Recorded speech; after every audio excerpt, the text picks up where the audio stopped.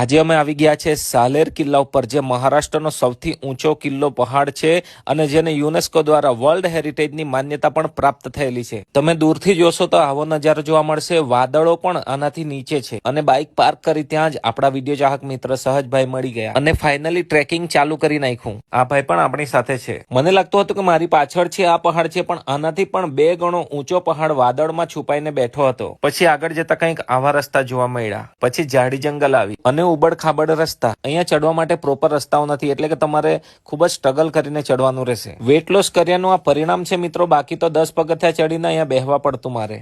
કોઈક અંતરે આવી સીડીઓ તમને જોવા મળશે, પણ ત્યાં પણ પાણી ઘણું બધું હોય છે, તો ફિસલવાનો ડર રહે છે. ખૂબ જ હાર્ડ અને ટફ ટ્રેકિંગ કરીને થોડે ગયા એટલે અમને આ કિલ્લો જોવા મળ્યો અને ફરી પાછું વેરી ડેન્જરસ અને ટફ ટ્રેક ચાલુ થયો.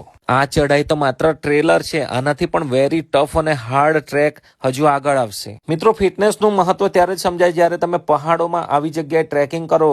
આજ પછી મારી ફિટનેસ હજુ પણ વધારે સુધારીશ. બાકી મને અંદાજો નહીં હતો કે આટલું હાર્ડ અને ખડી ચઢાઈ વાળું ટ્રેકિંગ પણ અહીંયા હું ફેસ કરીશ. ઘણો બધો જોરદાર અનુભવ થયો. One of the toughest track ever in my life. વધુ ઉપર જતા અમને આવા જોરદાર વનસ્પતિના છોડ જોવા મળ્યા. પછી એક પાણીનો કુંડ જોવા મળ્યો. ધુમ્મસના કારણે ઓરિજિનલ સિનારીઓ જોવા ન મળ્યો. વધુ ખૂબ જ ટફ ટ્રેકિંગ શરૂ થઈ ગયું. સાલેરના ટ્રેકને હલકામાં નહીં લેતા ખૂબ જ હાર્ડ. આજે